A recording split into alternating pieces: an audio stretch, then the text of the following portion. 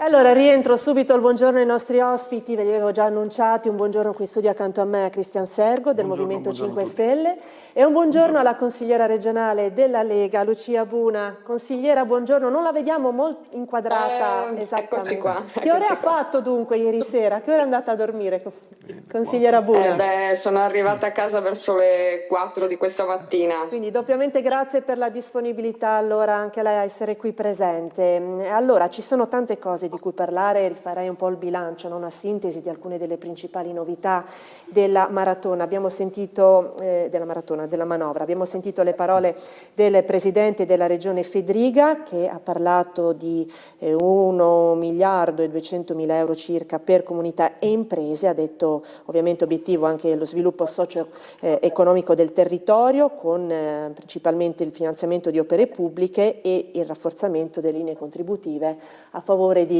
famiglie e imprese. Che cosa la soddisfa di più, consigliera, di questa manovra?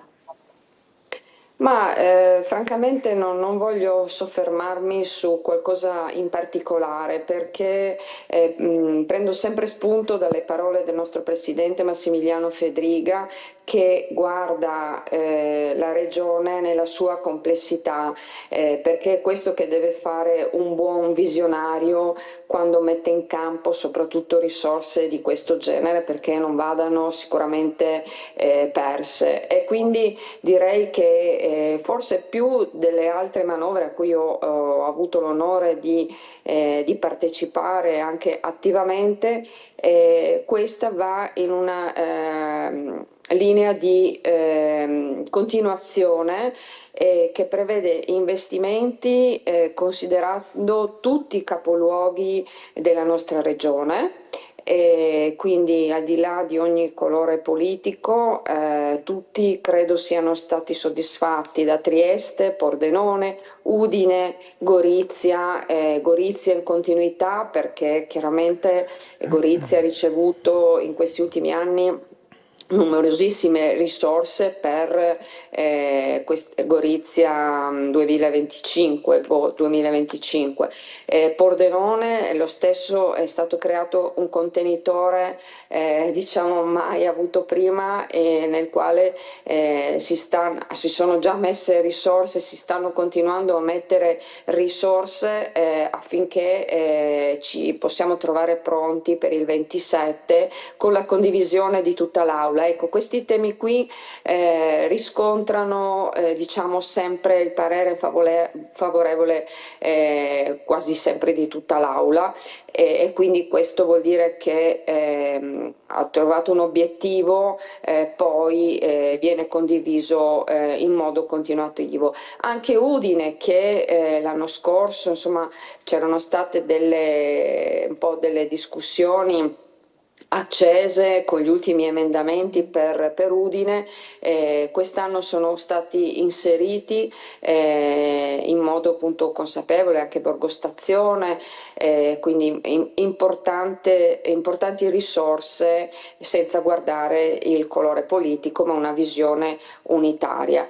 Poi questo per le grandi opere, ma a pioggia poi sono arrivati anche in tutti i comuni, basta vedere insomma la concertazione che sono fondi, voglio ricordarlo, istituiti nel capitolo delle autonomie locali, quindi dell'assessore Roberti che in queste ultime settimane ha fatto diciamo un po' il l'ago della bilancia per tutte le richieste che sono pervenute e qui voglio soffermarmi perché è vero qualche anche delle mie parti su istanze mie come San Vito e Ertocasso a cui ci tenevo particolarmente, dobbiamo un attimo aspettare ma non verranno comunque dimenticate, ci saranno altri momenti ancora prima della fine dell'anno, quindi dico anche ai sindaci di avere un po' di pazienza perché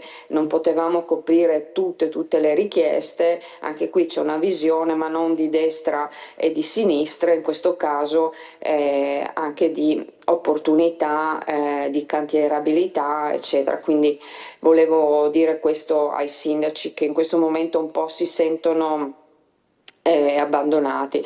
E poi famiglia, lo sapete benissimo, le risorse sono sempre stanziate cercando di trovare un punto di equilibrio su tutte le fasce più deboli o comunque che emergono. Chiaro che non si arriva sempre dappertutto e ovunque, però c'è un disegno importante anche su le politiche della famiglia. Poi Poi, snoccioliamo, poi verrò anche più puntualmente, perché invito anche, oltre ovviamente che sulla stampa, ci sono i canali istituzionali, il sito della Regione con anche le dichiarazioni e le spiegazioni principali su questa manovra da parte dei vari assessori regionali nel sito appunto della Regione, e anche poi nel sito del Consiglio regionale tutti insomma i testi preparati dall'agenzia stampa appunto del Consiglio regionale, con una sintesi che ho anche qui sotto gli occhi, i commenti di consiglieri di maggioranza e di minoranza su questa manovra, in cui, volendo, appunto il telespettatore potrà farsi un'idea ancora più approfondita. Ma vengo anche a lei, Sergio, ne abbiamo parlato poi già in vista di questa votazione, insomma l'opinione anche sua, ricordiamo che alla luce di questa approvazione definitiva il giudizio complessivo. L'assessore Zilli anche in una nota ha parlato di risorse straordinarie per una visione strategica del futuro, dunque rispetto a questo 1.200 milioni di euro, non vorrei aver detto prima 200 milioni di euro, No, vabbè, che sì. comunque sono ancora di più. Un po' meno, però sì, Circa, non è... circa. Sì, circa. Ma sì, allora, tante volte si dice, no, una manovra che non guarda il futuro, poco lungimirante, poca visione. Io credo che poi, come tutte le cose, avendo 1.200 milioni di euro a disposizione, è chiaro che i consiglieri di maggioranza, la giunta, tutti quanti cercano di soddisfare un po' quelle che sono le domande che provengono dal territorio, quindi difficilmente a fronte di una richiesta possiamo dire che qualcosa non è stato esaudito. Il problema qual è? Quello che manca, semmai, no? Perché noi, siccome si dice sempre dobbiamo dare anche una visione strategica di futuro, abbiamo fatto proposte per avere che cosa? Determinate manovre, perché con 1,2 miliardi si può parlare di manovre. Facevamo gli assestamenti con 80 milioni di euro quando c'ero io, non avevo la fortuna della collega Buna di poter alzare la mano, chiedere 50-100 mila euro e avere ovviamente tutto a disposizione senza neanche una discussione nel merito. Non esisteva questa cosa. Loro stessi ovviamente hanno avuto degli incrementi su quelli che sono i soldi garantiti per i consiglieri regionali in questi anni, per poter soddisfare quelle che sono richieste che provenienti dal territorio. Quindi è chiaro che di fronte a 1.200 milioni di euro noi abbiamo detto una cosa molto semplice: vogliamo far diventare questa regione attrattiva in tutti i sensi. Molte misure chiaramente vanno in questa direzione. C'è stato, possiamo parlare di cambio di rotta anche nella sanità, nel senso che alcune manovre che sono state chieste negli anni anche per aiutare, no, ad avere più infermieri, per essere più attrattivi anche su quel settore lì, per il personale dei nostri ospedali sostanzialmente, sono state poi inserite in questa manovra. Però quando noi abbiamo cercato di portare in aula, il Presidente Federica dice sì, in maniera estemporanea, no? Sono 6 anni che lo chiediamo, una misura per abbattere l'IRAP delle nostre imprese. Non credo che lo diciamo in maniera ideologica. Cosa c'è di ideologico nell'abbattere l'IRAP delle imprese, che è il mantra del centrodestra? È uno dei cavalli di battaglia che si usa sempre in campagna elettorale. Il Presidente Federica ricorda che lui nel 2018-19, appena arrivato, ha azzerato l'IRAP per le imprese che si sono insediate in Friuli Venezia Giulia, ma quell'azzeramento durava 2 anni. Quindi da quella volta a adesso le imprese che anche si sono insediate grazie a quella manovra stanno pagando l'IRAP con l'aliquota ordinaria, e questo vuol dire che pagano l'IRAP più alta di altre regioni. Allora, questo ce lo dobbiamo dire, nel senso che noi abbiamo una fortuna di avere tutti questi miliardi, che non credo ci siano regioni in Italia, anzi possiamo escluderlo, che possano avere la possibilità di fare manovre di assestamento con questa disponibilità finanziaria. Abbiamo la possibilità di incidere su determinati temi, ma non lo facciamo. E questo ovviamente dovrebbero spiegarcelo tra virgolette loro, perché tante volte si mettono soldi in certi campi invece che in misure che possono essere strutturali, perché questo non è un assestamento ormai straordinario, sono ormai 4 anni che andiamo avanti con queste cifre, vuol dire che il nostro bilancio può sostenere un abbattimento dell'IRAP, e l'abbattimento dell'IRAP stiamo parlando di 70 milioni di euro per quelle che sono le potenzialità concesse dallo Stato alla Regione di ridurre l'aliquota. Stessa cosa, stesso discorso si è fatto anche con l'IRPEF, e i consiglieri della Lega in aula hanno detto che abbiamo già l'aliquota IRPEF più bassa d'Italia per diciamo, i redditi più bassi, da 0 a 15 mila euro, è verissimo, è 0,7, ma noi non chiedevamo di abbassare quella perché fosse troppo alta. Noi abbiamo il problema inverso, che la nostra aliquota IRPEF più alta è 1,33, mentre altre regioni ce l'hanno a 3,30.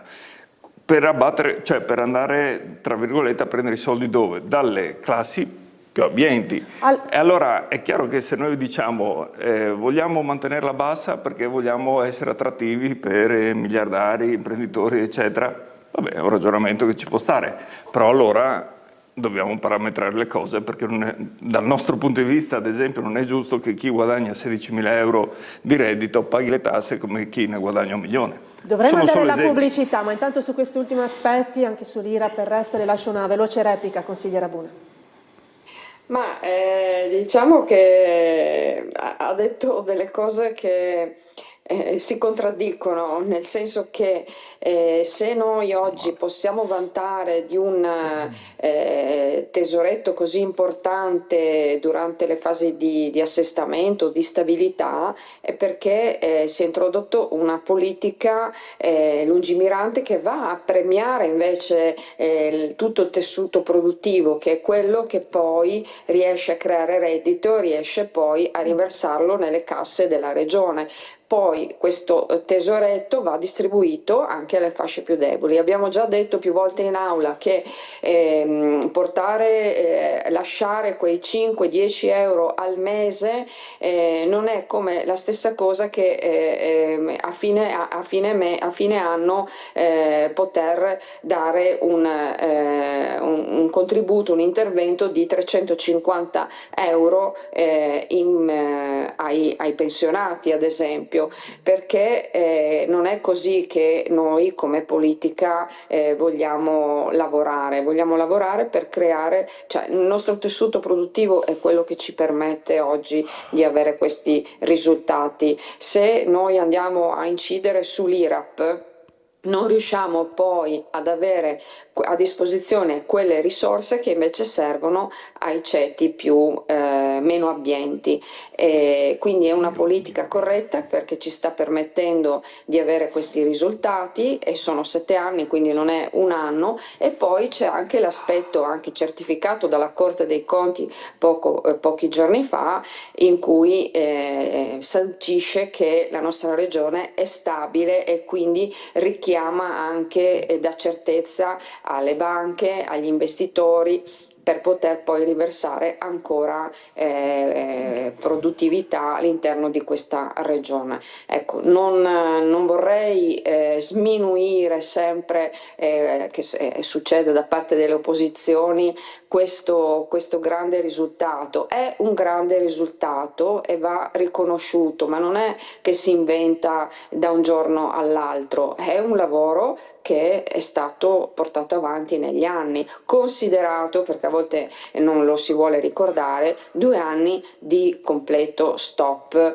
che non ci ha permesso poi di sviluppare ancora di più. Poi, ripeto, difficoltà, criticità le viviamo tutti i giorni, e se ben ricordate nel 2023, che eravamo proprio in manovra di assestamento quando è successo quella catastrofe catastrofe climatica che ha determinato numerosissimi danni, se non avessimo avuto a disposizione delle somme così ingenti non saremmo potuti intervenire prima di tutto in modo rapido e secondo anche continuativo, cercando di soddisfare poi tutte le richieste che sono pervenute di danni da parte di imprese, privati, agricoltori, e lo abbiamo fatto attraverso varie forme, attraverso vari canali.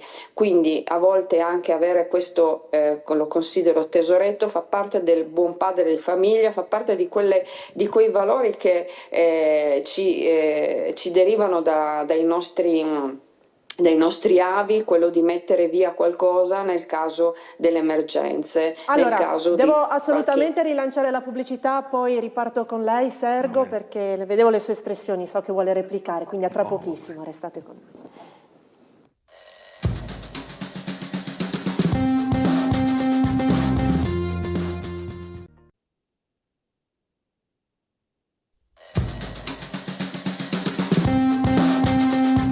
Ben ritrovati, proseguiamo dunque il confronto politico incentrato al momento sulla manovra di assestamento di bilancio approvata dunque nel corso delle ultime ore, nella nottata, definitivamente appunto terminati questi tre giorni, no, di analisi anche di vaglio al Consiglio regionale. Dunque abbiamo sentito la replica rispetto a IRAP e quant'altro dalla consigliera Buna, che ci è un attimo sparita, ma spero possa sentire quanto ha da ulteriormente replicare, Sergo. Tanto credo che lo sappia già, ma insomma volevo solo fare una considerazione rispetto a quello che diceva la consigliera prima, che non è, cioè che se abbattessimo l'IRAP non avremmo i soldi per pagare diciamo il welfare sociale della nostra regione, cioè allora va ben tutto, però dobbiamo anche capire che una manovra del genere, come dicevo prima, aiuta a essere attrattivi e quindi aiuta a essere attrattivi anche verso quelle imprese che vogliono venire in Friuli Venezia Giulia, che magari pensano di stare qui 10 anni e non si accontentano solo di avere 1 o 2 anni gratis per poi pagare le stesse aliquote che pagherebbero magari in altre regioni o in altri stati dove attualmente producono. E quindi, ripeto, queste sono cose cioè quando vogliamo parlare di strategie dovremmo parlare anche di queste considerazioni, ovvero creare un ambiente non solo dal punto di vista infrastrutturale, perché continuiamo a costruire strade per far movimentare le nostre merci come se non ci fossero altri mezzi, ad esempio il treno, da poter implementare e utilizzare, ma insomma se poi quando si fanno delle proposte, diciamo noi, si trovano tutte le scuse, quando le fanno loro vanno sempre bene, perché ripeto, l'abbattimento delle tasse credo che sia il mantra del centrodestra in ogni dove, oggi scopriamo che non si può fare. Per quanto riguarda invece la capacità e la disponibilità di finanziare, mi dispiace non ci sia la collega, ma sì, cioè la consigliera, ma sì, non... Vediamo è se sempre riusciamo, bene sto vedendo dei ricordare, movimenti, perfetto. è sempre bene ricordare come mai poi noi abbiamo un bilancio così florido, perché è vero, c'è stata la rinegoziazione dei patti finanziari, ma quella poteva valere per qualche milione di euro sul periodo che va a incidere, cioè per qualche centinaia di milioni di euro ovviamente, quindi nel periodo, no, in cui intervengono questi patti. Però, ripeto, sono anni che noi abbiamo miliardi a disposizione ed prima giustamente si parlava, ci sono stati gli anni del Covid, gli anni della pandemia, è ovvio che basterebbe guardare le analisi e uno capirebbe che forse, tra virgolette, uso questo termine, grazie al Covid noi stiamo avendo tutta questa disponibilità finanziaria, perché, o anche grazie al Covid, perché è inutile dirlo, tutti i cantieri che sono stati aperti con il PNRR ovviamente hanno creato poi lavoro, lo diciamo sempre, tu metti €1 in edilizia e hai un diciamo, ritorno più del doppio, ma ovviamente molto, molto più del doppio. Hai avuto il superbonus, 2,5 miliardi di cantieri aperti in questa regione grazie al superbonus 110%, hanno creato lavoro, hanno creato stabilizzazioni, perché poi quelle imprese in edilizia, per qualcuno magari per la prima volta, hanno anche prodotto fatturati e quindi hanno dato entrate alla nostra regione. Ci sono ovviamente tutti gli investimenti poi che la Regione fa ogni anno, perché abbiamo sentito i milioni di euro che vengono dati anche in tutti i capoluoghi, e quelli creano cantieri, creano ricchezza. Quindi è chiaro che è un circolo, ma proprio per questo nessuno vuole andare a criticare queste cose, anche perché nel 90% dei casi è colpa nostra, se c'è il PNRR, se c'è il superbonus, ma noi abbiamo detto ok, a queste condizioni magari è il caso anche di fare altri ragionamenti, e invece non, a proposito di vogliono lavoro, fare. consigliera Buna, ecco, la rivedo, spero che ci riesca a sentire, credo di sì, la vedo fare l'accenno.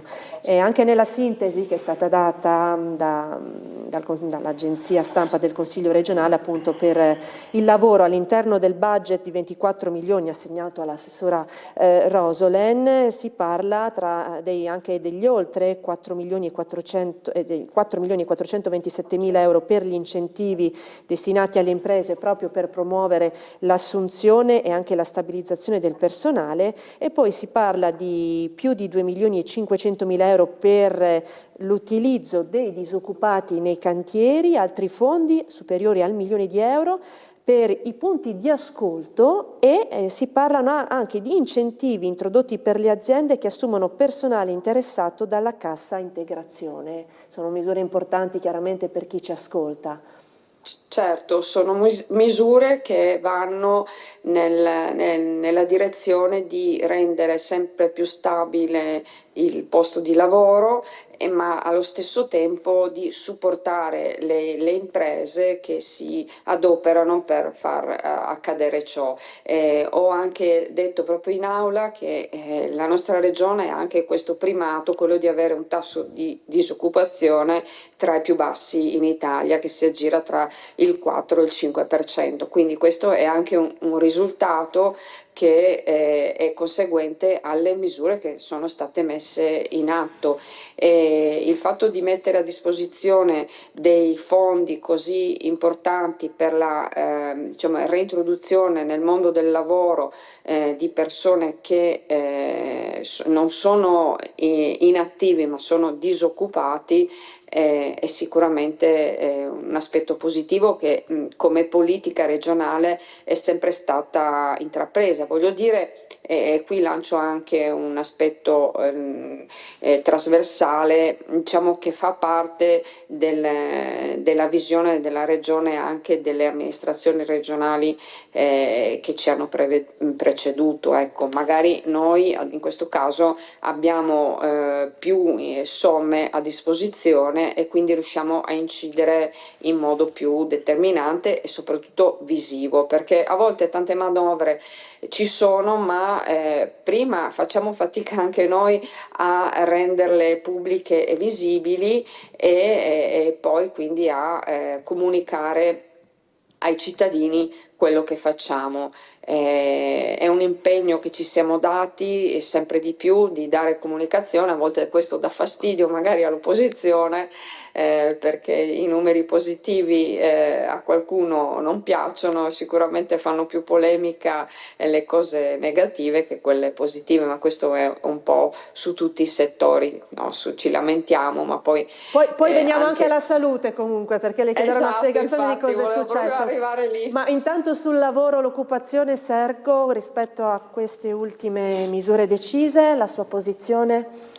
No, vabbè, allora, non è che dà fastidio se aumenta l'occupazione, perché ho appena detto che grazie a 2 misure nostre sono aumentati i cantieri del superbonus e PNRR, quindi è ovvio che se prevedevamo di mettere a disposizione di questa regione circa 7 miliardi di euro, qualche posto di lavoro in più forse l'abbiamo creato anche noi, per cui è chiaro che va bene mantenerlo, va bene stabilizzarlo. Adesso, ripeto, bisogna fare in modo che poi passata questa ondata, quindi quello che mi preoccupa sinceramente un po' è dopo il 2026, finito il PNRR, non tanto per questa regione perché, ripeto, avremo ancora soldi a disposizione da investire, ma in generale anche a livello italiano, passata questa ondata, bisogna capire poi effettivamente queste stabilizzazioni e occupazioni, questi lavoratori che dopo 20 anni sono tornati nel mercato dell'edilizia perché era uno dei settori disastrati, l'abbiamo sempre detto, dovremmo trovare il modo di mantenerli poi in quel settore, far sì che non perdano il posto di lavoro, se no torniamo indietro chiaramente. Sul lavoro rimane il tema dei temi ed è quello salariale. Noi abbiamo approvato, ieri in aula è stato approvato anche il documento economico-finanziario della Regione, che attesta che negli ultimi 3 anni praticamente c'è stata un'inflazione reale sui cittadini che ha inciso per il 16%. Le retribuzioni sono aumentate del 4%. Quindi è ovvio che basterebbe fare 2 calcoli per capire effettivamente una famiglia quanto ha perso con queste misure. Uno potrebbe dire sì, ma i salari non li decide la Regione. No, verissimo, però torniamo sempre lì. Per aumentare i salari un imprenditore cosa deve fare? Chiaramente mettere più soldi. Se noi i soldi invece che metterli all'IRAP li avessimo messi per l'aumento dei salari, forse questa non è una strategia, non è una visione, secondo noi sì, ed è quello che abbiamo chiesto anche a livello nazionale. È ovvio che qui non possiamo fare misure per obbligare un qualche imprenditore a fare scelte di questo tipo, possiamo incentivarle, tant'è che era stato fatto anche con le detrazioni fiscali. Per chi assume nuove persone si poteva fare allo stesso modo per chi quelle persone non le paga 4 euro l'ora, ma le paga un salario più adeguato.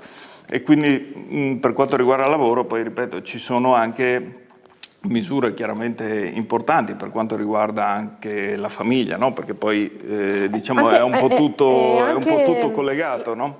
Non a caso fa è tutto riflettere sotto anche le l'assessore scelte rispetto ai Rosolen. punti di ascolto, comunque, anche questo tentativo di supportare, no? Sì, no, ma punti di ascolto poi appunto riguarda anche Più nel questioni di complesso, anche welfare, questioni di famiglia welfare e più quant'altro, generale, lo anche dice, perché sì, noi senz'altro. abbiamo con 1.200 milioni di euro, lei prima diceva anche i cittadini dovrebbero capire e avere più dimestichezza con i mezzi Poter anche informatici approfittare della degli Regione. strumenti magari istituzionali, Tante canali volte online, chiaramente sono a molti beneficio di cittadini tutti. hanno delle possibilità, hanno delle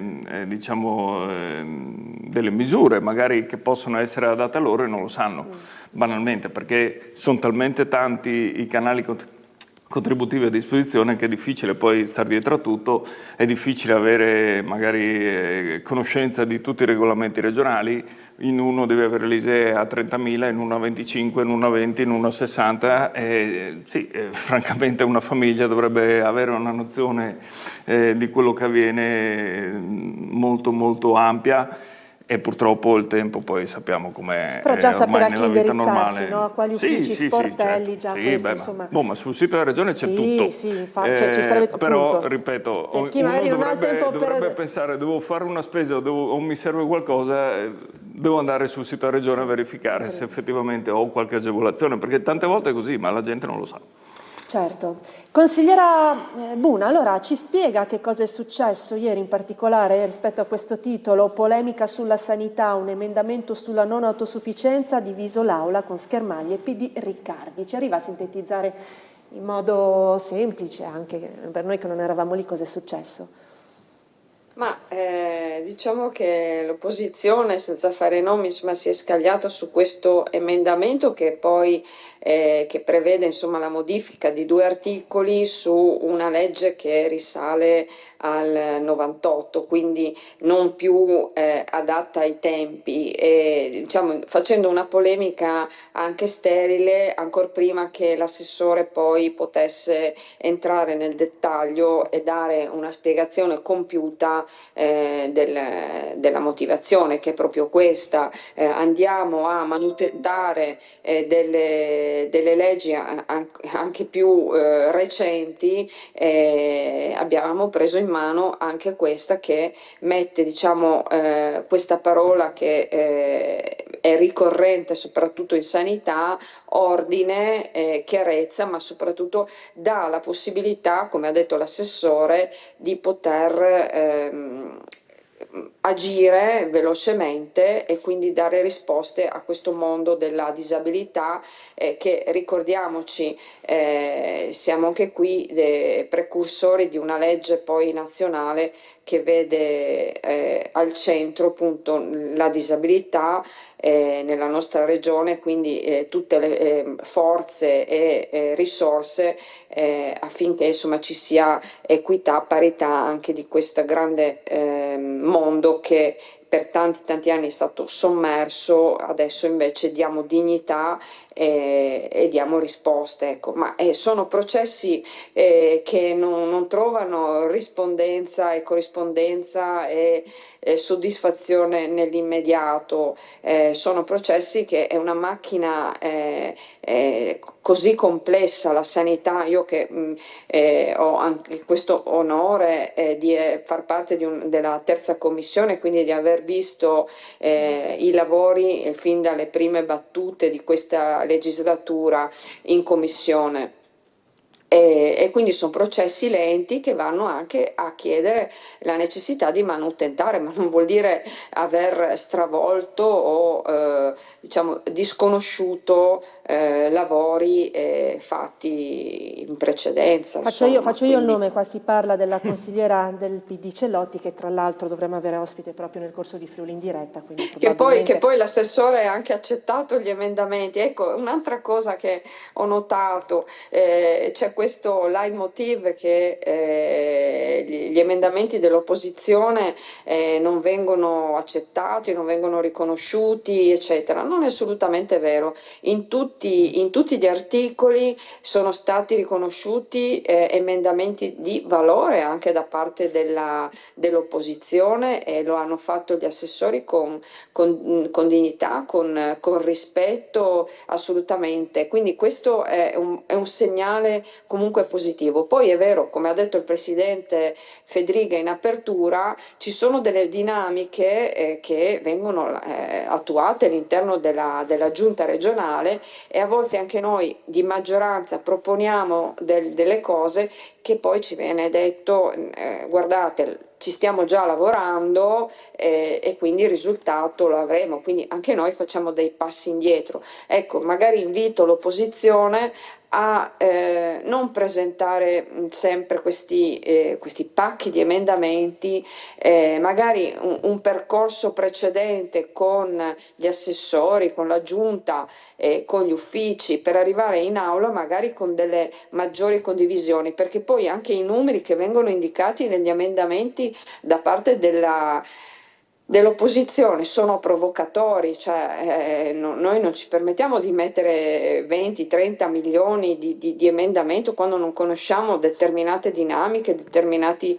percorsi.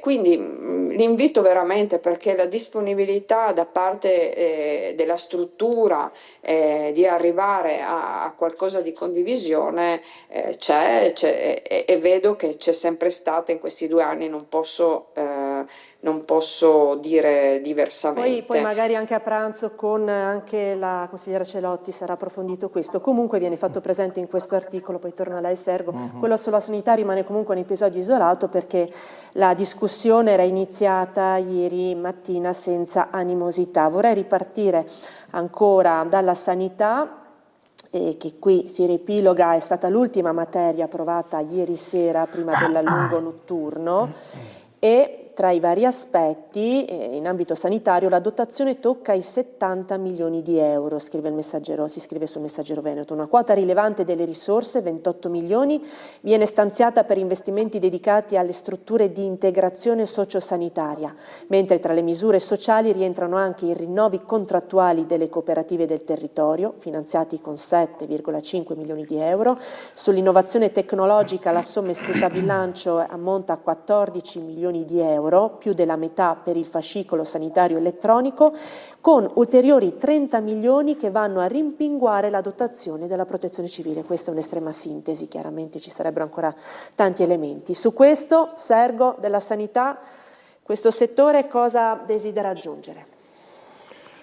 Allora, sono anni ormai che si parla dei problemi della sanità, come è stato detto anche ieri in aula, su alcune cose questa regione può incidere, su altre meno. Alcune manovre, come dicevamo in apertura, sono state approvate anche in questa legge di assestamento di bilancio, che erano cose poi chieste e richieste negli anni, no? Facevamo prima riferimento agli aiuti che si possono dare anche agli infermieri per venire non solo a studiare qui, ma ovviamente anche a praticare e poi a essere assunti. Questo vuol dire che ci possono essere o ci può essere personale che viene a lavorare in questa regione e deve trovare poi le condizioni adatte per farlo, perché se si prendono 1.200 euro al mese e si pagano 700 di affitto diventa un problema. Poi poter pensare non solo di trasferirsi ma anche di mettere su famiglia e tutte quelle cose che poi sappiamo che valgono non solo per gli infermieri ma poi,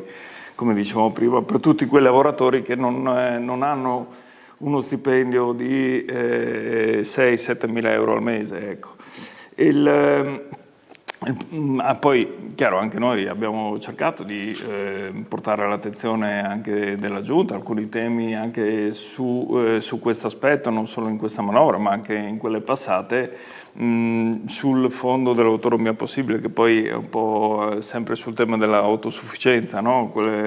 Si è parlato. Noi avevamo avuto segnalazioni che il budget a disposizione di alcuni enti gestori del fondo, le aziende sanitarie sul territorio, sostanzialmente i distretti, non erano più capienti. Questo vuol dire che c'è una grande domanda, un aumento anche delle spese da parte delle famiglie, quindi necessità di ulteriori soldi. Avevamo presentato un emendamento, poi c'è stato anche un ordine del giorno accolto dall'assessore Riccardi, per incrementare queste risorse, soprattutto laddove si creano delle liste d'attesa e gente aspetta di averle a disposizione. Quindi c'è stato l'incremento poi di un paio di milioni di euro, mi pare, proprio anche su questo fondo, quindi bene così, nel senso è chiaro, come dicevamo prima, se ci sono delle esigenze su poi fondi che esistono da anni, quindi non è che puoi dire se l'ha intestato uno, l'altro, uno l'ha messo o no, perché poi per quanto riguarda il sociale si è discusso anche ieri della misura di inclusione attiva che c'era prima del reddito di cittadinanza, prima dell'arrivo della Giunta Fedriga, è durata un paio d'anni con il Fedriga 1, con la prima legislatura del Presidente, poi appunto è stato introdotto il reddito di cittadinanza, ora è stata tolta sia l'una che l'altra. E io capisco che siamo al 5% di disoccupati, quindi una misura, un numero molto basso, però forse proprio per quello sarebbe il caso di aiutare questo 5% di persone, non solo creando le condizioni per le nostre imprese di produrre tutti gli investimenti che vengono fatti, ma magari dandogli un aiuto per questo periodo che effettivamente non prendono soldi. Questo non si vuole fare, non si capisce perché. Ben vengano i 350 euro richiamati prima sulle pensioni, noi abbiamo chiesto anche di aumentarli vista la disponibilità e visto che poi qualcuno ironizza sul fatto che non siano neanche un euro al giorno legati all'anno, però sono 350 euro, va detto, ci sono, tant'è che noi quando eravamo al governo avevamo non solo il reddito di cittadinanza ma anche la pensione di cittadinanza che di fatto portava a 750 euro le pensioni minime. Quindi sono misure che ovviamente, ripeto, di welfare va benissimo quando si aiutano poi le persone, perché bisogna capire che quando si dice assistenzialismo, dietro c'è tutto un mondo, tra cui il fatto che questi soldi vengono messi in ricircolo. Quindi non è che una persona che non arriva a fine mese tiene i soldi nel cassetto di casa, va a fare la spesa, va a aiutare qualche negoziante, va a aiutare i nostri commercianti, per cui è tutto un ricircolo ed è un peccato che queste misure non si vogliano accogliere in aula. Allora farei così, consigliera Buna, tra poco ritorno da lei per la sanità, poi anche per leggere insieme dei titoli riservati al Pordenonese dal Messaggero Veneto sulla situazione sanitaria e per altre precisazioni sulla manovra.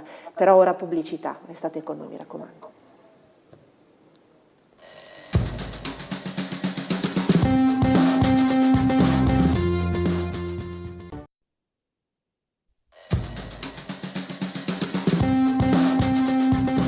Ben ritrovati in quest'ultima parte di Sveglia Friuli, sempre in compagnia della consigliera regionale Lucia Buna della Lega e di Cristian Sergo, insomma coordinatore per la provincia di Udine del Movimento 5 Stelle. Allora, mi resta da restituire la parola alla consigliera Buna sulla sanità, però vedo che abbiamo già una chiamata in arrivo. Allora, consigliera, facciamo così, lasciamo un attimo la parola al telespettatore o telespettatrice che ci sta contattando, immagino che riguardi tematiche, la telefonata di welfare, di lavoro, di sanità. Lo scopriamo assieme. Buongiorno, con chi parliamo? Buongiorno. Buongiorno. È sempre la solita voce che chiama. Prego, prego. Perdonatemi se chiamo, ma non sono le più chiamate sono benvenute. Vorrei sapere se il tema resta nell'ambito della sanità, immagino, del welfare.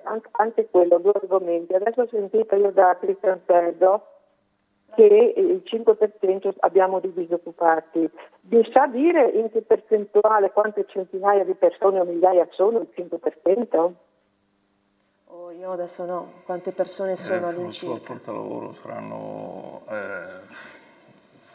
non lo so, migliaia, decine di migliaia, sono 25.000 credo, perché se la forza lavoro è sui 500.000, deve calcolare le persone che possono lavorare, quindi togliere tutti gli anziani, tutti i giovani e poi calcolare il 5%. Allora, se il 5% abbiamo di disoccupati, scusate, non riesco a capire perché poi viene detto anche in questa emittente che noi abbiamo bisogno di andare a cercare persone fuori dall'Italia perché vengono a lavorare qui. Oppure al 5% dei nostri disoccupati, come diceva Sergo, dare il reddito di cittadinanza. Cioè mi fa venire una confusione in testa, no? Che metà basterebbe. Allora, chi è disoccupato si va a cercare un lavoro e non può vivere di reddito di cittadinanza, cioè andando a studiare i soldi a chi lavora. Un'altra cosa che vi voglio far notare, che ho sentito ieri mi pare, sì, in un'altra emittente, dove un signore ha telefonato dicendo che l'INPS no, ha riconosciuto a una persona che non vede, che è cieca o quasi cieca, che non è italiano, uno di quelli che sono arrivati qui, ha riconosciuto intanto 21.000 euro di arretrati e poi sarà dato il saldo. In più gli viene dato 1.600 euro al mese di pensione. Questo signore che ha telefonato era arrabbiato perché ha detto: questo qui non ha versato un centesimo in Italia e l'Italia riconosce questa invalidità con questi soldi. Allora guardate, le nostre pensioni che sono sotto i 1.000 euro e siamo in tantissimi così, l'INPS non ci riconosce da anni un aumento per il caro vita, però soldi per dare a queste persone si trovano. Cioè, vedete, allora passa la voglia di stare ad ascoltare, passa la voglia di andare a votare, passa la voglia di fare i bravi cittadini. Buona Faccio giornata. subito questa riflessione, grazie per averci contattato. Allora, sul caso specifico chiaramente non vi coinvolgo, perché se l'INPS poi ha fatto, bisognerebbe poi vedere carte, vedere il percorso, no? Se ha reputato che c'era il diritto di ottenere questo, quindi nel ragionamento però della signora che ci ha chiamato c'è chiaro insomma il significato, il messaggio di fondo. Da chi riparto? Allora riparto da lei, Sergo, poi torno da lei sulla sanità, ne riparliamo con calma, consigliera Buna. Intanto sul perché bisogna andare a cercare quindi all'estero delle persone, chiede alla signora se ci sono così tanti disoccupati, e poi perché appunto alla luce anche di queste pensioni in Italia poi ci sono queste risorse destinate magari a chi questo dovrebbe proviene. chiederlo ai nostri imprenditori però, perché sono i nostri imprenditori che organizzano anche corsi di formazione in Ghana, in Tunisia, gli ultimi casi riguardano anche grandi aziende come Fincantieri, perché dice che non riesce a trovare manodopera e personale in Italia specializzata, allora la forma all'estero. Anche noi abbiamo sempre detto, anche qui in questa sede, che sarebbe meglio formare quelli che abbiamo già qui, ora a prescindere che siano nati qui da chissà quante generazioni, gente che lavora qui e che magari appunto giustamente ha anche o usufruisce di misure di welfare già nella nostra regione, tant'è che continuano a bistrattare il reddito di cittadinanza, ma la logica del reddito di cittadinanza era proprio quella. È stato molto discusso il reddito di cittadinanza. Non era solo prendere soldi per stare a casa, era prendere soldi, andare al centro per l'impiego, cercare un lavoro e eventualmente farti formare dal centro per l'impiego. Se poi i centri per l'impiego non facevano questo, non è certo colpa del legislatore, ma è certo colpa di chi doveva amministrare. Però se non... Ma le posizioni però divergono. No, vabbè, ma questo diciamo è sempre per parlare delle cose senza sapere poi effettivamente qual era la misura in atto e quali erano le operazioni in atto. Anche perché quella gente doveva lavorare per i comuni, ma se i comuni non organizzavano i famosi progetti utili alla comunità, è chiaro, i PUC cosiddetti, non potevano farlo e non venivano chiamati a farlo, e quindi si diceva che prendevano i soldi per stare sul divano. Quindi è chiaro che faceva più comodo dire questo piuttosto che attivare tutte le situazioni. La consigliera Buna dice di no, ma può chiedere al suo collega della Lega Dino Favot, che è anche presidente dell'ANCI, che ha sempre ovviamente diciamo sponsorizzato questo tipo di attività perché ne aveva capito l'utilità e anche l'importanza, quindi era un leghista, quindi voglio dire, sì, non è che lo sto dicendo io. Sulla questione migranti, poi ripeto, ci sarebbero tante cose da dire. Pensioni, è chiaro risorse poi destinate alle persone che vengono a vivere sì, a lavorare ma qui, quello, ripeto, se noi non facciamo attività di formazione dei nostri giovani, lasciamo che i nostri giovani vadano all'estero. Noi abbiamo fatto anche delle proposte per quanto riguarda l'imprenditoria giovanile, giusto per far capire che ci sono persone quindi c'è la famosa fuga dei cervelli, ma c'è anche il problema di far rientrare qualcuno che magari è andato all'estero, ha avuto un periodo formativo, ha fatto l'università, masters, quant'altro, e potrebbe venire in Italia ovviamente a produrre, a crearsi un'impresa, a lavorare qui. Allora, lascio un'ampia replica innanzitutto sul tema del lavoro, replica reddito di cittadinanza e insomma le osservazioni della nostra telespettatrice. Ripartiamo da qui, consigliera. Non la sentiamo, credo abbia il microfono disattivato, vediamo se riesce a... Non la sentiamo ancora, vediamo se anche attraverso il supporto della regia... Eccoci. Mi sentite? Mi sentite? Perfetto. Ecco, come si chiama la telespettatrice? Non ho sentito il nome.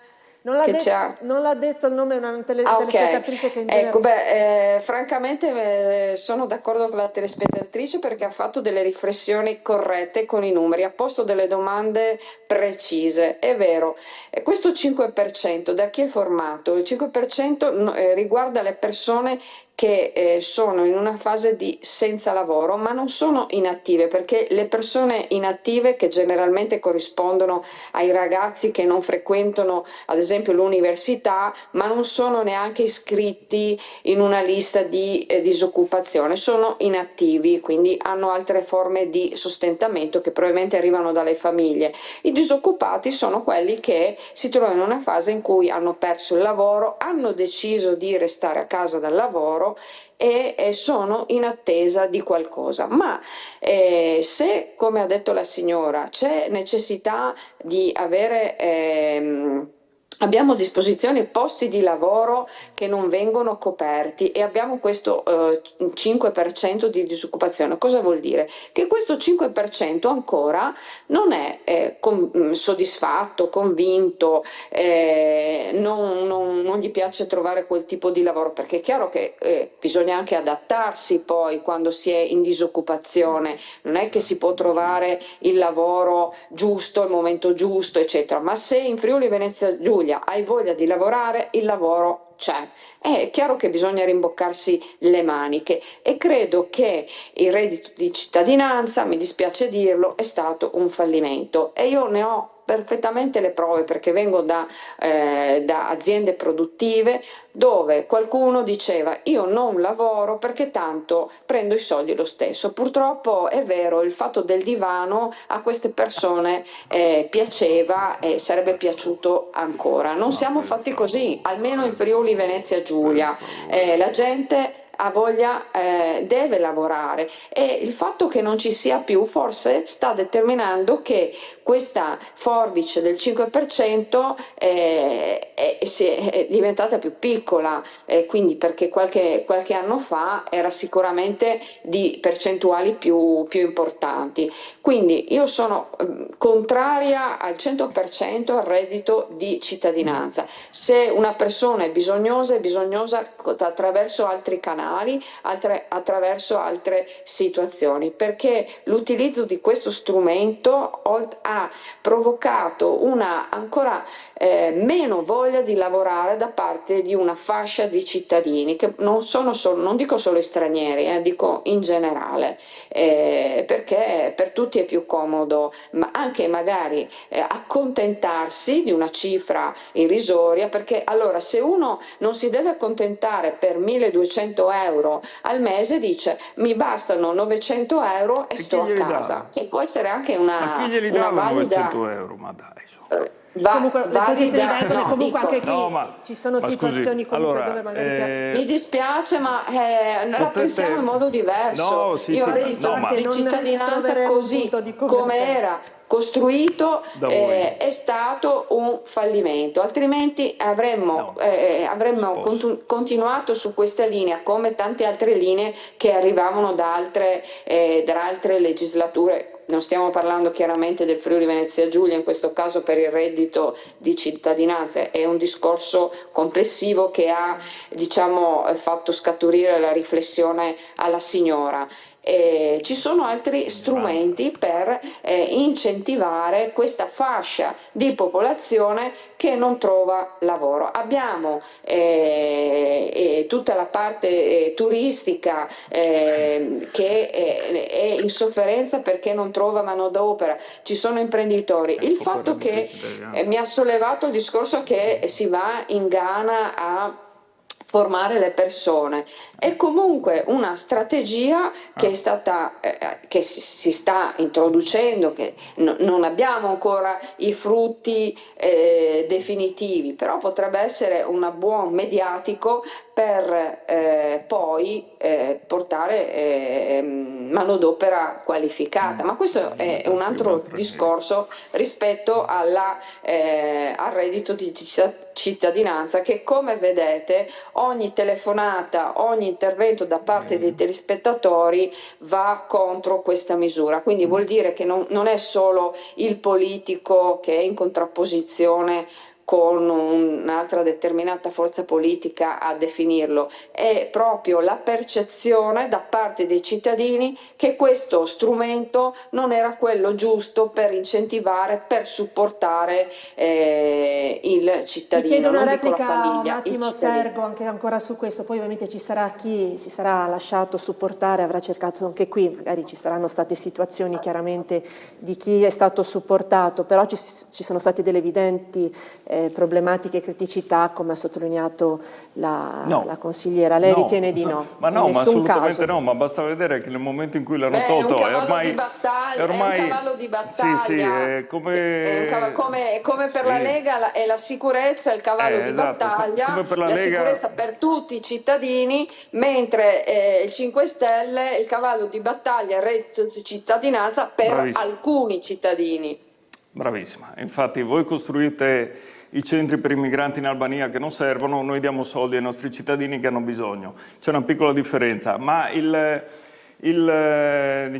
discorso sul reddito di cittadinanza, per smentire quello che bene o male è stato detto finora, soprattutto del fatto che c'era qualcuno che si accontentava di stare sul divano piuttosto che andare a lavorare, basterebbe che si leggessero gli appelli. No, si è anche fatto menzione, per cui io prima mi sarò contraddetto all'inizio, ma la consigliera si è contraddetta poco fa, gli appelli anche del Presidente della Federazione Italiana Balneari, dove dice ci manca il 20% di personale.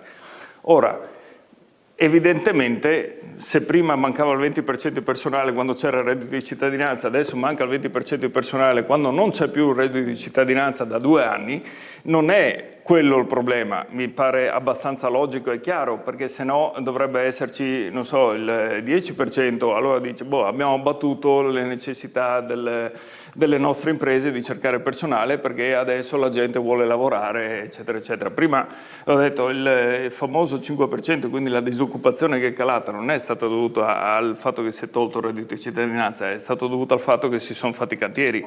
Se poi qualcuno crede, perché la media del reddito di cittadinanza dell'assegno mensile in questa regione era di 400 euro, se qualcuno crede che c'era gente che preferiva prendere 400 euro invece che 1200 euro per andare a lavorare, credo che abbia grossi problemi da questo punto di vista di capire cosa vuol dire lavorare e cosa vuol dire vivere in Italia, ma grossissimi problemi.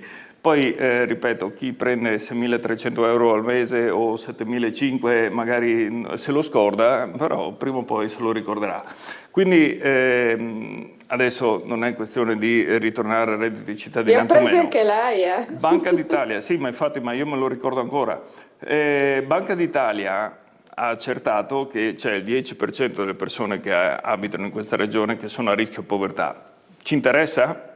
Punto di domanda. Non ci interessa? Andiamo avanti, perché poi quelle persone che sono a rischio povertà, e l'abbiamo ribadito più volte quando si parla anche di sicurezza, sono persone che poi sono costrette a fare altre scelte nella vita, perché se non trovano un lavoro, se non riescono a lavorare o se non vogliono lavorare, perché poi per l'amor di Dio ci può essere di tutto nella vita, se decidono di fare altro vuol dire mettersi nelle mani della mafia, della criminalità queste sono organizzata. Comunque scelte cui paletti uno le definisce personalmente, a delinquere, di aumentare è chiaro che le condizioni di vita peggiorano, poi di aumentare la criminalità, quindi di far diminuire la sicurezza delle nostre persone, di avere persone che stanno in questo paese senza far niente, perché anche il modo in cui facciamo l'accoglienza degli stranieri, l'abbiamo detto più volte, anche se ne è parlato anche ieri sera, dei minori stranieri non accompagnati, ad esempio, delle varie strutture, crea problemi delle prospettive tante volte anche di una vita di sicurezza, ma non perché ci sono ovviamente tanti stranieri, eccetera, ma ci sono tanti stranieri che non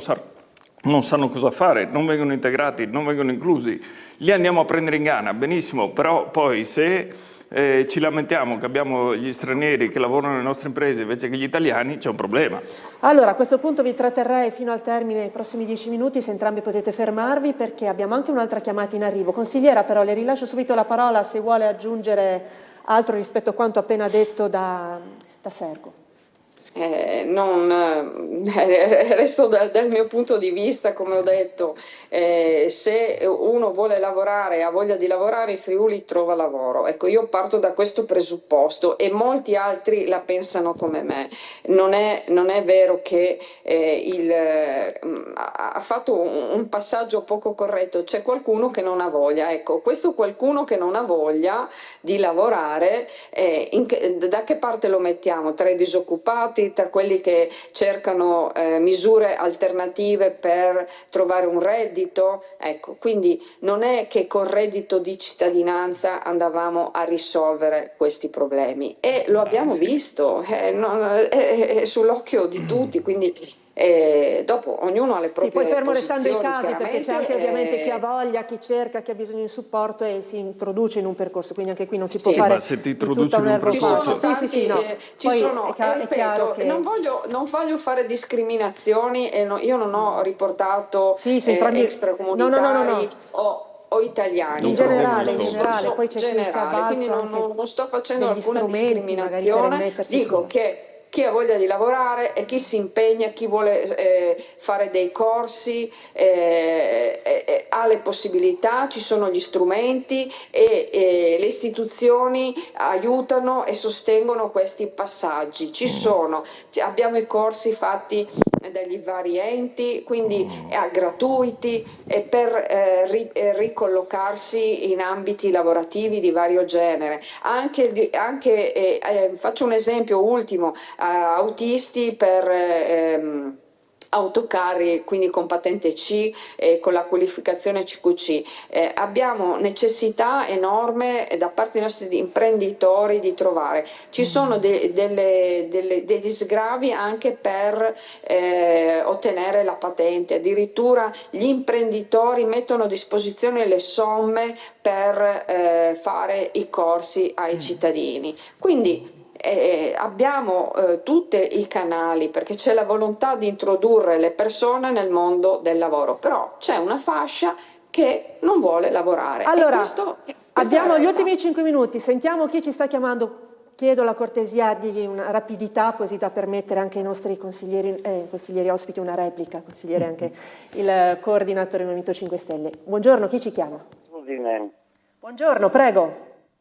Allora, io no, sono invalido al 50%.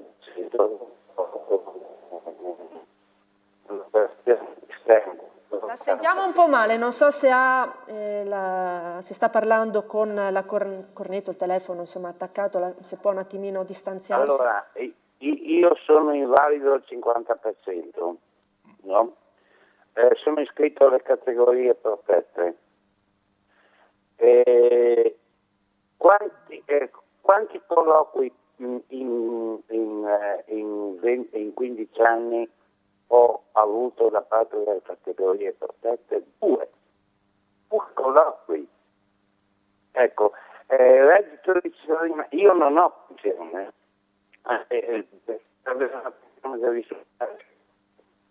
Quindi ecco, lei non si è sentito supportato a sufficienza in questi anni? Cioè io stare sul divano per assume. Ok, non riusciamo più a sentirla, comunque c'è chiara la testimonianza, la ringraziamo per averci contattato. Non mi ricordo, riparto da lei consigliera, non ricordo, insomma questo telespettatore ha questa problematica. Ho capito che ha una pensione, è invalido al 50%. Anche le occasioni lavorative, le proposte, ha avuto un colloquio? Sì, ha avuto probabilmente poche proposte o comunque una sola chiamata da parte del Centro per l'Impiego attraverso la legge 68. Ecco, bisognerebbe vedere un caso particolare e quindi andrebbe un attimo valutato. È chiaro che nell'insieme qualcuno non riesce a entrare nella rete di raccolta di informazioni che poi vanno distribuite alle aziende. Ecco, è vero, un'azienda ci sono delle regole che impongono almeno una persona che ha la legge 68 su 15 dipendenti c'è la regola di avere una di queste persone. Purtroppo, mi metto anche nei panni degli imprenditori, ci sono delle attività che non si prestano adeguatamente a chi ha poi una disabilità, soprattutto motoria, perché le imprese produttrici soprattutto hanno necessità di avere persone, risorse umane con magari piene capacità, e quindi posti di lavoro in questo caso sono soprattutto quelli legati agli aspetti amministrativi o comunque con poco utilizzo di pesi, eccetera. Una situazione del genere, comunque il 50%, mi sembra un po', se tutti questi anni il Signore dice che non è riuscito a collocarsi, andrei dall'ufficio per il Centro per l'Impiego ancora, cioè a battere i pugni, perché insomma mi sembra poco dignitoso il fatto che, se lui ha voglia di mettersi in gioco, di dare una disponibilità, non riesca ad essere supportato in questo. Quindi questo sicuramente è un caso che mi dispiace. Siamo a disposizione anche del Signore se volesse ricontattarci, esatto, anche per gli sviluppi. È certo che poi si crea una sorta di sfiducia, magari non so se è il suo caso, perché non voglio parlare per lui, ma anche ricontatto, non mi hanno chiamato, no? Cosa serve ricontattare? Però si genera un po' ci si spegne No, un pochino forse, non so allora, se è il caso io del credo Signore, che ma il è Signore difficile poi sia ritrovare fiducia in questi l'esempio strumenti. perfetto di quello che succede, di quando si dice che c'è gente che è nel 5% dei disoccupati, perché lui in questo momento evidentemente lo è e non vuole lavorare, no? Poi lui dice: io ho fatto, mandato i miei curriculum a tutti, mi hanno chiamato una sola volta in tutti questi anni, e adesso si dice che avrebbe dovuto o dovrebbe occuparsene il centro per l'impiego. Quello che dicevo io prima. No, ecco, esattamente quello che dicevo io prima, però prima ero ideologico, adesso che lo dice una persona che vive, perché ho detto bisogna rendersi conto poi di quella che è la realtà dei nostri cittadini e del mondo del lavoro che abbiamo, se lo dice lui allora è giusto e bisogna aiutarlo. Allora dite a questo signore o mettetevi nei panni di qualsiasi altro cittadino che anche non è nelle sue condizioni, perché lui, come diceva, non prendeva il reddito di cittadinanza perché evidentemente altri Siamo riusciti a sentire una qualche parte per il altro parere finale, sussidio, non siamo ma purtroppo... mettetevi nei panni di qualsiasi altro cittadino che si trova nelle sue stesse condizioni, cioè vuole lavorare ma non riesce ad avere colloqui, o magari gli vengono offerti lavori da 600 euro al mese, 400 se sei a tempo determinato, e poi andate in giro a dire che non serve aiutare queste persone.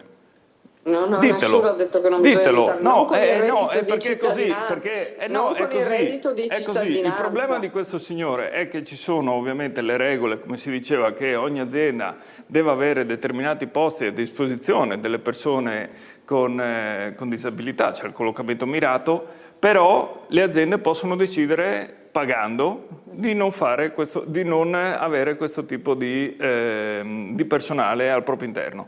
Allora, se vogliamo risolvere il problema, forse dovremmo dire che dei soldi delle aziende che non vogliono i disabili ce ne facciamo poco, ma cerchiamo effettivamente di aiutare e fare in modo che quella legge venga rispettata con i numeri che sono già previsti dalle norme da tenere in ogni azienda. Io posso capire che ci sono aziende che hanno difficoltà a fare determinati lavori, però 20-30 anni fa magari era impensabile avere una donna che si occupava di edilizia, adesso l'occupazione femminile viene anche aumentata perché ci sono donne che si mettono a disposizione in campi dove probabilmente fino a determinati anni fa era impensabile vederle occupate. Stessa cosa si può fare, credo, nel 2025 anche con persone con disabilità, ma non è che si può fare, si dovrebbe fare, cioè mettere loro nelle condizioni di lavorare e essere utili per le aziende, non le aziende a dire no, non ci interessi, allora noi preferiamo pagare qualcosa allo Stato o alla Regione, perché poi ci sono i fondi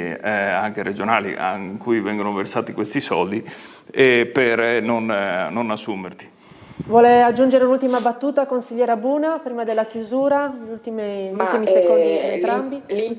L'imprenditore, se riconosce la bontà dell'operato, che sia un disabile, che sia una persona con le piene facoltà, non ha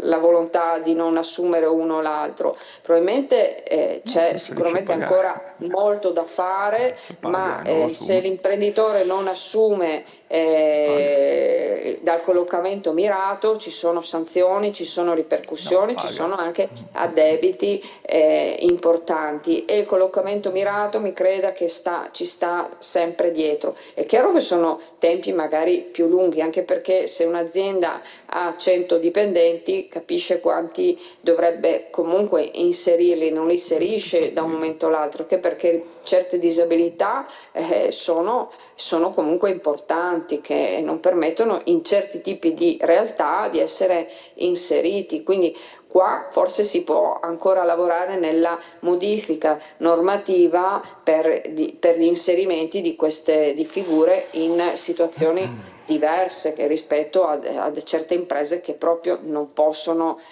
o fanno veramente fatica ad assumere, altrimenti avrebbero tutti impiegati e nessuno che lavora Ci sono poi in anche delle officina. esigenze specifiche, ma comunque anche queste persone possono essere delle risorse se collocate, giustamente sono anche sicuramente delle risorse se collocate nell'ambiente idoneo. Sergo, ultimi secondi, ci riconfronteremo anche su questo in futuro, vedremo quali saranno gli sviluppi. Mi dispiace È stato interessante, ringraziamo i nostri telespettatori che ci hanno contattato, anche abbiamo approfondito il confronto su questi aspetti sentiti al territorio. Mi dispiace con la consigliera Buna se non siamo riusciti a riparlare di sanità, ma insomma contiamo di rifarlo anche nei prossimi spazi in cui la ricoinvolgeremo. Grazie. Abbiamo allora. tante anche sorprese positive di un percorso che è iniziato e che io credo se ci sarà data fiducia, insomma, i risultati non tarderanno ad arrivare, e anche sulle liste d'attesa. Ecco. E anche sui Quindi posti, perché abbiamo visto anche l'edizione di Pordenone, insomma, alcune criticità, insomma, diverse criticità chiaramente permangono nel territorio, posti letto insufficienti, pronto soccorso. Avremo ancora tante cose di cui parlare anche in questi giorni estivi. Grazie allora, grazie a Cristian Sergo, grazie a Lucia Buna per questo confronto, grazie ancora a tutti i nostri telespettatori per averci seguito, per aver partecipato anche telefonicamente.